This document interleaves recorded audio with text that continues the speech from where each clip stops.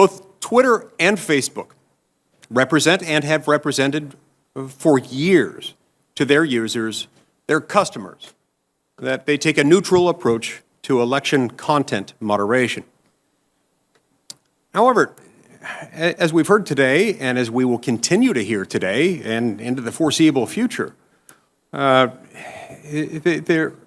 are instances in which your platforms are taking a very distinctively partisan approach, and not a neutral one, to election-related content moderation. For example, just days before the election, Twitter suspended the account of Mark Morgan. Now, Mark Morgan is the commissioner of the U.S. Customs and Border Protection Office. And they suspended Commissioner Morgan's Twitter account, specifically for a tweet celebrating the success of the U.S. southern border wall.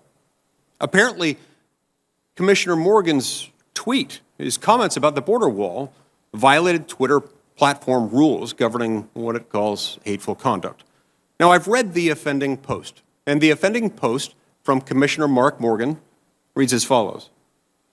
At CBP and the Army Corps of Engineers, continue to build new wall every day. Every mile helps us stop gang members, murderers, sexual predators, and drugs from entering our country. It's a fact. Walls work.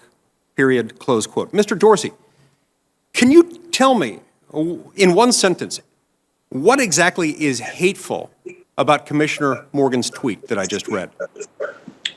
Well, we evaluated this tweet again, and we found that we were wrong. That was a mistake, and it was due to the fact that we had heightened awareness around government accounts during this time. So that was a mistake. We reverted it.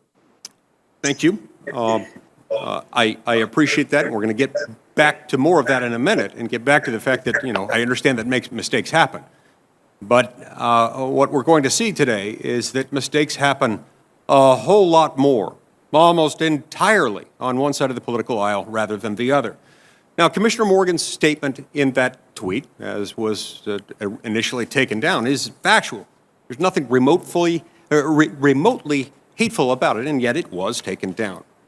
Now, on October 15th, Facebook relied on a third-party fact-checker's assessment to ban 2 advertisements from Facebook for, quote, partly false information. Now, both of these advertisements were factual in nature, and they revealed Joe Biden's and Kamala Harris's views on late-term abortion. Joe Biden has stated that he won't accept any restrictions on abortion, and Senator Harris's views are such that she voted against requiring care for a child born alive during a botched abortion. The very next day, the third-party fact-checker issued a statement retracting the assessment and retracting it as erroneous. However, it stunningly took Facebook almost 2 more weeks until October 29th, when voting had already started in many jurisdictions, to lift the ban on these legitimate ads that the fact-checker had already declared a couple weeks earlier were erroneously taken down. So, Mr. Zuckerberg, why on earth did it take Facebook 2 weeks to correct this error? Senator, I'm not familiar with the details of us re-enabling that ad, so I can follow up with you after. It's possible that this was just a mistake or delay, and unfortunately, when we handle millions or billions of pieces of content a day, while we strive to do as well as possible and be as precise as possible, we will make some mistakes. Thank you. I appreciate your acknowledgement of the fact that there are mistakes. As I've noted previously, those mistakes sure happen a whole lot more on one side of the political spectrum than the other. Now, this is understandable. We're humans, but it's also understandable why this might occur. Maybe some of it has to do with your employees. 92.83% of Facebook employees who donated to federal candidates gave to Democrats.